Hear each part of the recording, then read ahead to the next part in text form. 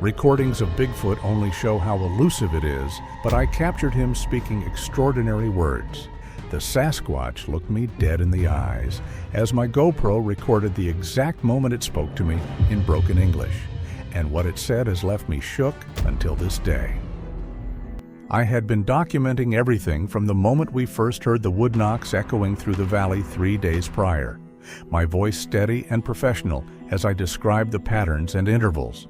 But now, my words came out in fractured gasps as I tried to maintain some semblance of scientific observation while my body screamed at me to just run faster and forget about recording anything at all. When I risked a glance over my shoulder, I caught my first clear glimpse of the shape that had been pursuing us for the last quarter mile through increasingly difficult terrain. It was massive and upright with shoulders that seemed impossibly broad, even at this distance, and the way it moved between the trees was deliberate and controlled, rather than the crashing panic I would have expected from any known animal, its long arms swinging in a rhythm that spoke of intelligence and intent rather than mindless aggression. It really is Bigfoot. Torin was still shouting, but his voice had taken on a different quality now, less panic and more something that sounded like anger or frustration, and I realized with a sick twist in my gut that he was yelling about getting better footage and not wasting this opportunity, while I was focused entirely on maintaining enough distance to avoid being caught by something that was clearly toying with us rather than actually trying to close the gap. Would Torin's obsession with footage jeopardize both our safety and my chance to document the creature responsibly? The ground began to slope downward more steeply, and I could hear water somewhere ahead, the white noise of it building into what had to be a substantial waterfall or rapids, and my boots were sliding in the duff and mud as I half ran and half controlled my fall down the incline. Behind me, the impacts had changed rhythm slightly, and I knew without looking that whatever was following us had also adjusted its pace to match the terrain, demonstrating a level of situational awareness that sent chills racing down my spine that had nothing to do with the cold sweat soaking through my layers. I burst into a clearing that opened up so suddenly it was disorienting. The space, maybe 40 feet across and dominated by a waterfall that cascaded down a basalt cliff face in multiple tiers before pooling into a creek that vanished back into the forest downstream. The clearing was carpeted in moss that glowed an almost luminescent green in the shafts of sunlight that actually penetrated here, and scattered boulders that had calved off from the cliff face over the centuries provided the only breaks in the otherwise smooth expanse. I spun around with the GoPro raised and my breath coming in harsh sobs that I was trying to quiet so I could listen. And for several heartbeats, there was nothing but the sound of the water, and Torin crashing through the undergrowth somewhere to my left, still shouting about angles and documentation. Then the bushes at the clearing's edge simply parted, and it stepped through into the open space with a deliberateness that froze me in place more effectively than any amount of speed or aggression could have done. The Sasquatch was at least 8 feet tall and covered in dark auburn hair that was longer and more varied in texture than I had expected from the grainy footage and blurry photographs that I had studied for years before this expedition, with areas of lighter coloring around what I could only describe as its face, even though calling it a face felt both accurate and completely inadequate. The body proportions were wrong for any great ape I had ever seen, the torso barrel-shaped, and the arms long enough that the hands hung past where the knees would be on a human, and those hands were massive with fingers that looked capable of crushing bone without any particular effort. Could these proportions hint at evolutionary differences I had never considered? But at Bigfoot's eyes that stopped my breath entirely, because they were not the blank animal stare I had half expected, but instead held something that I could only describe as awareness and assessment, and what might have been curiosity. It stopped perhaps 20 feet from where I stood with the GoPro still raised and its head tilted slightly to one side as it regarded me with an expression that I found myself reading as thoughtful, despite knowing that I was probably projecting human attributes onto something that was decidedly not human. My voice came out barely above a whisper, but I was still narrating into the camera out of pure habit, describing the muscle structure visible beneath the hair, and the way it was breathing slowly and deliberately rather than showing any signs of exertion from the chase. Torin finally burst into the clearing behind me, still yelling something about positioning and making sure I got everything in frame. But the creature's eyes never left me, and it made no acknowledgement of his presence at all, which seemed significant in a way I could not quite articulate. I lowered the GoPro slightly and held up my other hand palm out in what I hoped was a universal gesture of non-aggression, and I found myself speaking directly to it rather than to the camera for the first time since we had started running. I told it that we were not there to hurt it, that we wanted to understand, that I had spent my entire adult life trying to prove that something like it existed, and that this moment meant more to me than I could possibly explain, but that I would leave right now if that was what it wanted. The silence that followed felt impossibly heavy and stretched out for what was probably only seconds, but felt like entire minutes. And then it made a sound that was definitely not an animal vocalization because it had structure and intentional modulation. The voice was deep and resonant in a way that I felt in my chest as much as heard with my ears, and the words came out slowly and carefully spaced, as though it was considering each one before committing to it aloud.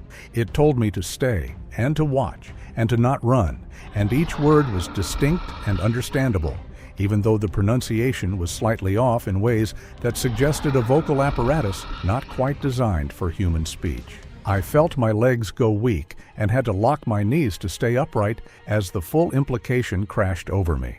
Because this was not some clever animal mimicking sounds it had heard, this was deliberate communication with comprehension of meaning and context. Could I document this without losing control of my own fear? Torin had stopped shouting, and I could hear his breathing harsh and quick somewhere behind me, and I knew without looking that his face would have that expression it got when he was calculating value and potential rather than actually processing the profound nature of what was happening. The creature's eyes flicked toward him for just a moment, and something in its expression shifted in a way that made my stomach clench with an anxiety I could not quite name. But then its attention returned to me, and it repeated its instruction to stay and watch with a patience that felt almost deliberate. I slowly raised the GoPro again and asked it if this was okay, using the camera to gesture toward it in a way that I hoped made my question clear. And after a pause, it made a sound that might have been affirmative before turning its attention toward the waterfall and the creek. It moved to one of the larger boulders and settled into a crouch that somehow managed to look both alert and relaxed, and I realized it was demonstrating that it intended to remain here and that it expected us to do the same. My scientific training was warring with complete overwhelmed shock as I tried to maintain some kind of observational framework, and I began speaking softly into the camera again as I described everything I was seeing. I found myself asking questions aloud without really thinking about whether it would respond. Questions about who it was, and whether there were others, and how long it had been in this valley. The answers came slowly and with significant pauses between words, and I had the sense that it was translating concepts that might not have direct equivalents in English into something I could understand. It told me about family and home in words that were simple but conveyed depths of meaning through tone and the slight changes in posture that accompanied them. And I realized I was witnessing something that would fundamentally alter everything we thought we understood about human evolution and the development of language. How could I process the implications of this knowledge without alerting Torin to my full understanding? Behind me, I could hear Torin moving around the clearing, trying to get different angles with his phone, and the creature tracked his movements with its eyes in a way that was distinctly wary, even as it continued to respond to my questions. I asked it how it had survived here without being discovered by the logging operations and hiking trails that crisscrossed these mountains. And its response involved words about watching and hiding and being quiet that came with a directness that suggested this was a learned survival skill rather than instinctive behavior. The sunlight filtering into the clearing was shifting as the afternoon progressed, and I had lost all sense of how long we had been standing there in this impossible conversation. But I was increasingly aware that the creature was assessing me as much as I was documenting it. Its questions came less frequently than mine, but they were pointed and specific, asking about why we had come here and what we wanted and whether we would bring others. And I found myself answering with an honesty that surprised me, because lying to something this intelligent felt both impossible and morally wrong. I told it about my research and my years of following reports and alleged sightings, about the academic ridicule and the skepticism I had faced from colleagues who dismissed the entire field as pseudoscience and wishful thinking.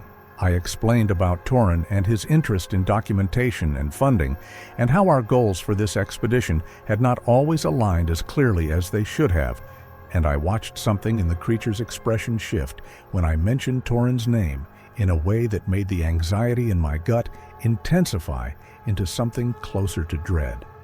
What was it about Torin that had triggered this reaction, and how could that affect the encounter?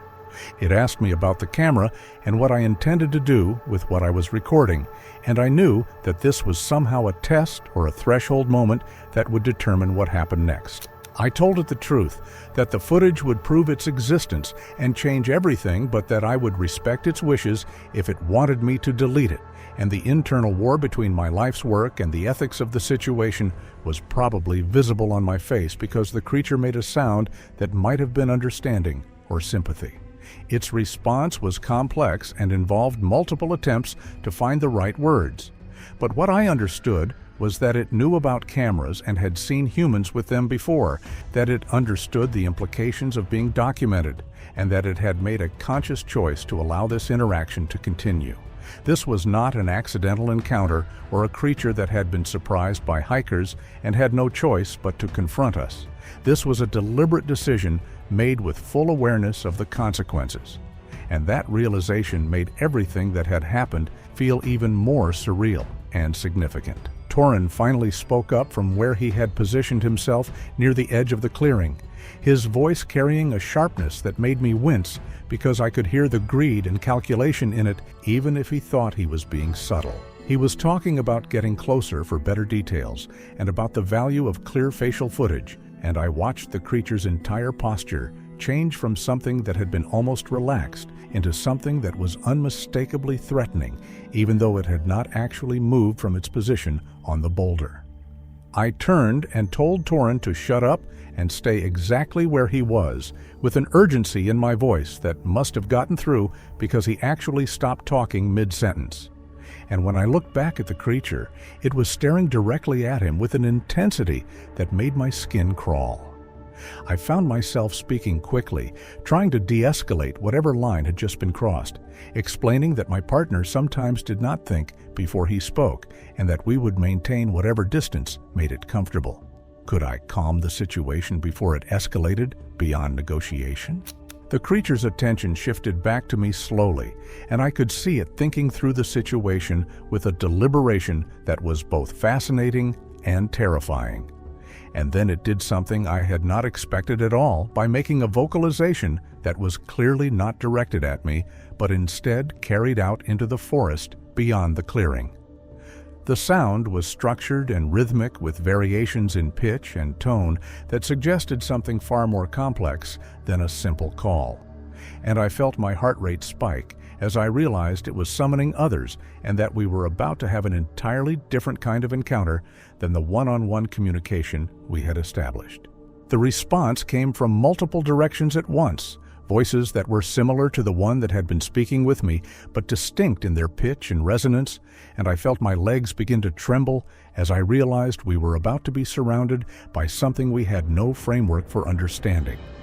The creature on the boulder made another vocalization that was shorter and seemed to carry a different intent, and the answering calls adjusted their tone in a way that suggested acknowledgement or agreement.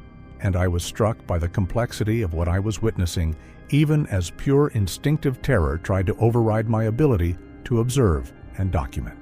The first one to enter the clearing came from the northeast, parting the undergrowth with hands that looked even more massive than those of the one who had been speaking with me. And it was clear immediately that this individual was larger and more heavily built, with shoulders that had to be at least 4 feet across.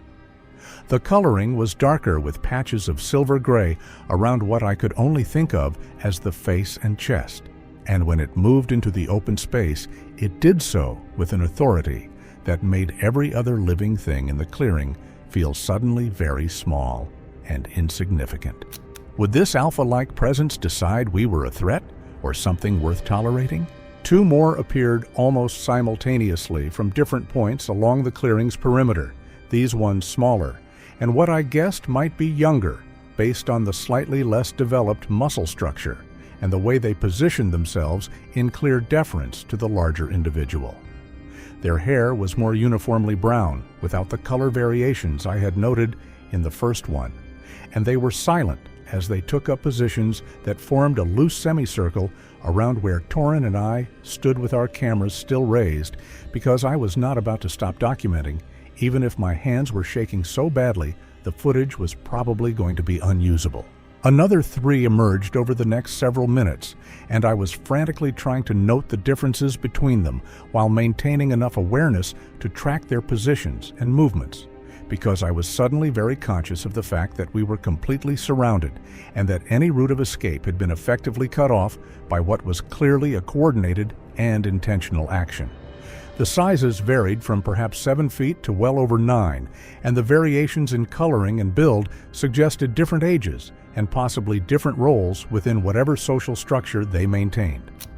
The largest one, the silver-backed individual who had entered first, made a sound that was somehow both vocalization and something else, a deep thrumming that I felt resonate in my chest cavity and made my teeth ache with the subsonic components. The others responded with sounds that were clearly deferential, lower in volume and shorter in duration, and I watched as the one who had been speaking with me earlier rose from its position on the boulder and approached the larger individual with its head slightly lowered and its hands held away from its body in a gesture that was unmistakably submissive. Would the Alpha accept us as non-threats, or was this assessment only the beginning of judgment? What followed was an exchange that involved vocalizations I could not parse, along with physical gestures and postures that spoke of a social hierarchy as complex as anything I had observed in great apes or social primates, and I found myself narrating into the GoPro in a whisper that was probably too quiet to pick up clearly, but I could not risk speaking any louder. The silver-backed one turned its attention to me after this exchange, and I felt the full weight of its assessment in a way that was fundamentally different from the first creature's curiosity, because this was evaluation and judgment, and the decision about whether we represented a threat or something that could be tolerated.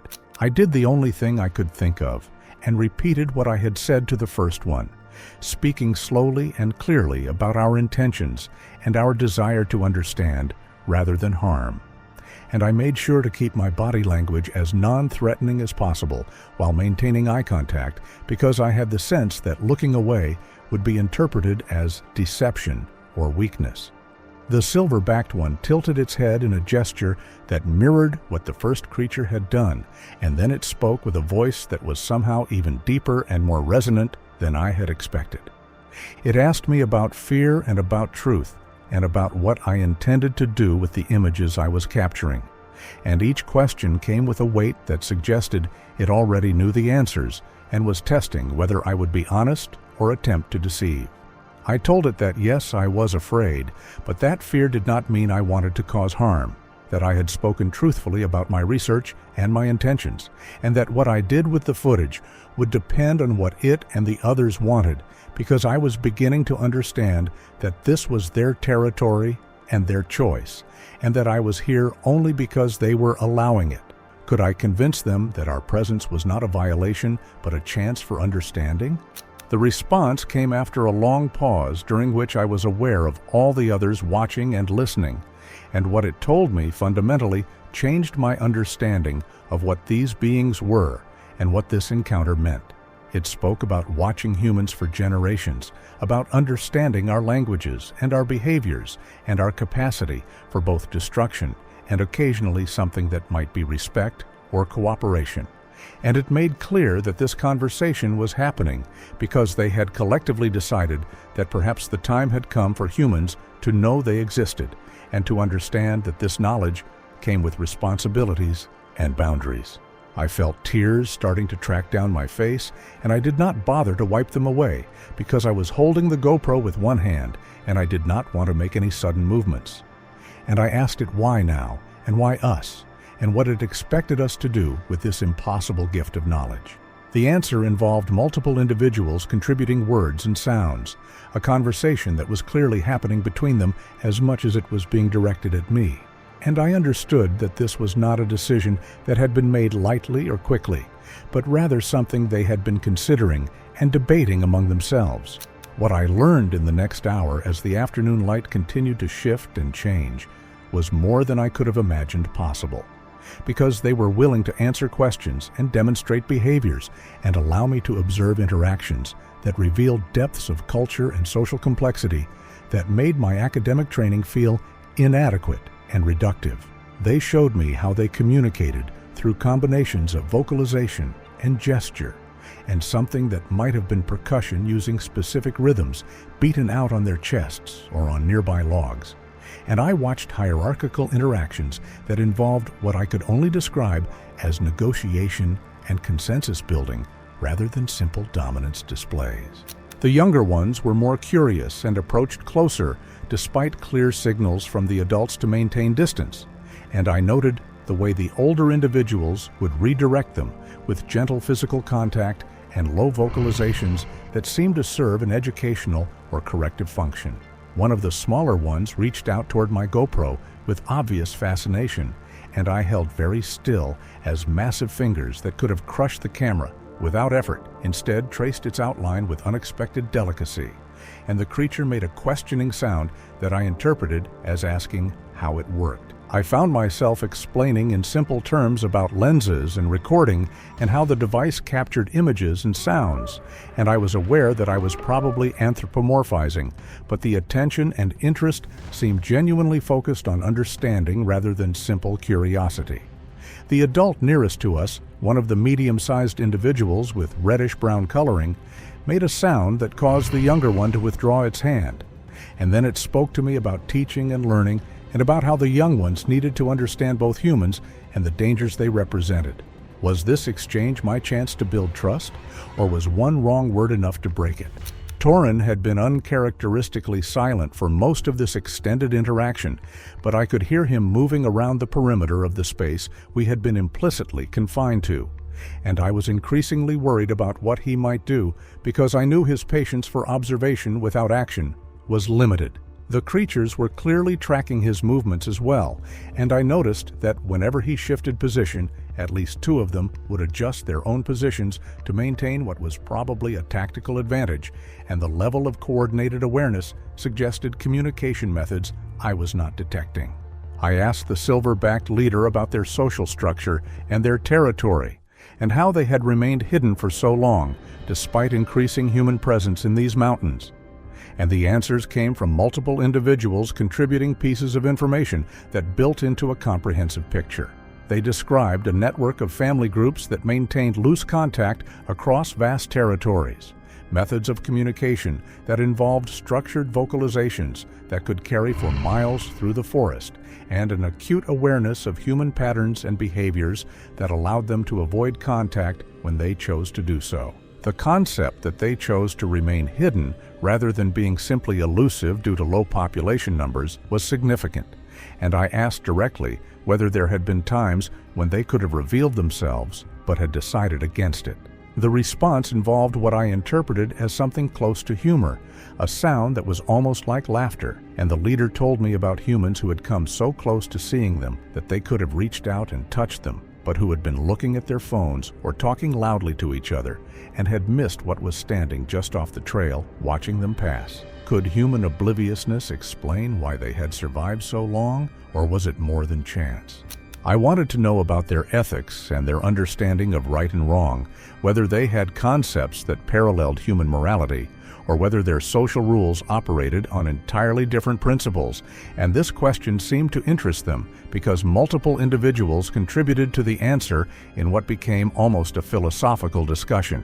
They spoke about balance and about respecting the boundaries of other beings, about taking only what was needed, and about the consequences that came to those who violated the agreements that held their society together. It was during this discussion that the tone shifted noticeably, because the leader made a direct reference to watching and judging and understanding the difference between those who came to the forest with respect and those who came with greed or the intention to exploit what they found. Its eyes moved deliberately to where Torin was standing at the clearing's edge, and the statement it made next was unambiguous in its implication that not all humans present were considered equally trustworthy or safe. I felt my stomach drop because I knew exactly what it meant, and I knew that Torin's barely concealed calculation and his comments about footage value and funding opportunities had not gone unnoticed, and I tried to explain that humans varied greatly in their intentions and their respect for boundaries, just as I assumed they did in their own communities. The leader acknowledged this with a gesture that suggested agreement, but made it clear that acknowledgement of variation did not mean tolerance for those who demonstrated harmful intent, and I felt the weight of that statement settle over the clearing like a physical presence. Could I prevent a tragic outcome if Torin ignored their warning? Torin chose that moment to speak up for the first time in nearly an hour, his voice carrying an edge of frustration as he said something about needing better close-up footage and about how we should be documenting this more thoroughly for maximum impact, and every single creature in the clearing went completely still in a way that made the hair on the back of my neck stand up. The silence that followed was suffocating, and I found myself speaking quickly to try to redirect attention away from what had just been said, explaining that different humans had different priorities, and that not everyone understood the ethics of this situation the way I was beginning to. The leader made a sound that was clearly directed at Torin rather than at me, and the words that came out were simple but carried unmistakable meaning about boundaries and respect and the consequences of ignoring warnings. Torin responded with something dismissive about not being threatened by animals, no matter how well they could mimic human speech, and I felt everything in my chest go cold and tight because I knew he had just crossed a line that could not be uncrossed. What happened next unfolded with a terrible deliberateness, a structured act rooted in their culture. The largest creature stood before Torin while two others gripped his shoulders and arms, preventing him from pulling away. The silver-backed leader began ritual vocalizations, joined by the others in harmonics that made my bones vibrate and tears blur my vision. I realized I was witnessing a ceremony that doubled as execution. Torin screamed, his face contorted with terror and disbelief, but the chorus absorbed his cries. The leader pressed on his chest, the pattern of vocalization shifting into something mournful, yet certain. I could not look away, bearing witness the only way to honor him. His ribs began to compress under the inexorable force, and his screams morphed into something animal. When his ribs finally cracked, the sickening sound carried over the chanting. The leader twisted Torin's neck with a single motion, silencing him. The ritual concluded. The creatures lowered his body gently, then stepped back, forming a perimeter around the clearing. Would their judgment extend to me, or had I proven myself safe? I had recorded everything on the GoPro, from the ritual's beginning to Torin's final breath. The leader acknowledged the camera, then spoke calmly about choice, consequence, and the enforcement of boundaries. Torin's death was not murder, but the result of his refusal to respect their rules. I told it I understood and would honor their trust. I walked into the forest, the creature's vocalizations fading behind me. The hike back took all night, navigating difficult terrain while processing trauma and grief. I also knew I had been given something rare, a bridge between human understanding and an intelligence that had chosen to reveal itself, and I would carry that truth forward fully and clearly.